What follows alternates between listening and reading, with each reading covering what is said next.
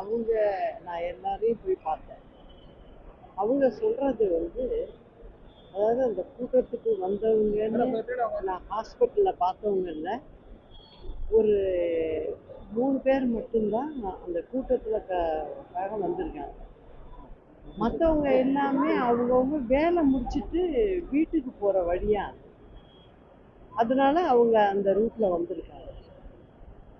சிலர் இந்த குழந்தைங்கள்லாம் வச்சுக்கிட்டு வந்தவங்க என்னன்னா, அந்த ரோட்லயே சைடில் நிறைய சந்துகள் இருக்கு.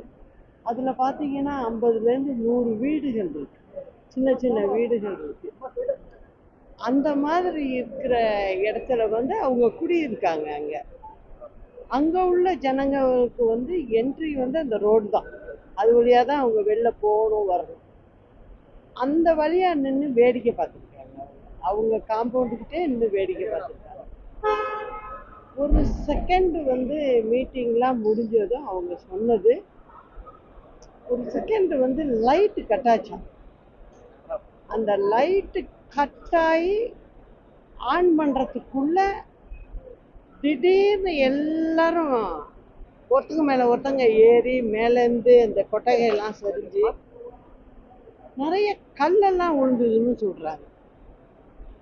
கொஞ்ச நேரம் லைட் ஆஃப் ஆச்சு.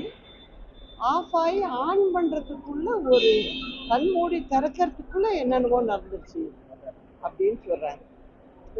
இது ஒரு விதத்துல பார்த்தாக்க இது நடந்திருக்கதே அவங்க சொல்றதுல இருந்து பார்க்கும்போது அது விசாரிச்சாதான் நிறைய விஷயங்கள் வரும். அது மட்டும் இல்ல, இதுல குறிப்பா கவனிக்க வேண்டியது, இந்த சம்பவம் கரூர்ல நடந்தது. அதனால கொஞ்சம் 1.5 வயசு குழந்தை, 3 வயசு குழந்தை, நான் அவங்க வீட்டுக்கெல்லாம் போனேன். அப்பதான் கொண்டு போய் பாடியை வச்சுட்டு வர்றாங்க. ரொம்ப மனசு ரொம்ப கஷ்டமாயிடுச்சு. 40 பேர் இது வரைக்கும் ஆயிடுச்சு.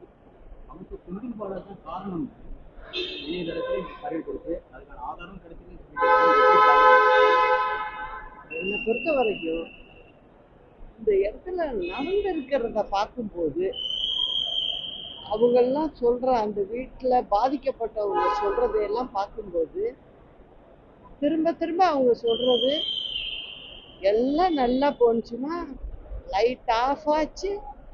ஆஃப் ஆகி திரும்ப கரண்ட் வர்றதுக்குள்ள எல்லாருமே 30-40 பேர் 50 பேர் ஏறி போறாங்க.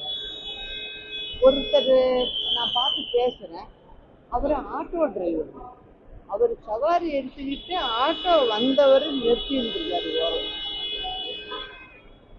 அவர் கண்ணு முன்னால 1.5 வயசு குழந்தை அப்படியே மிதிப்படுது. அப்ப அவர் போய் தூக்கிட்டாரு. அவரும் சேர்ந்து இதாயிட்டாரு. அந்த பிள்ளைக்கு வாயில எல்லாம் நுர தள்ளி அங்கே அவர் கையிலேயே இறந்துச்சாங்க அப்படின்னு சொன்னாரு. ஆனா இது இதுல என்னை பொறுத்த வரைக்கும் மத்திய அரசு ஏஜென்சியை வச்சு விசாரிச்சாதான் அது நல்லா இருக்கும். உண்மை தெரிய வரும்.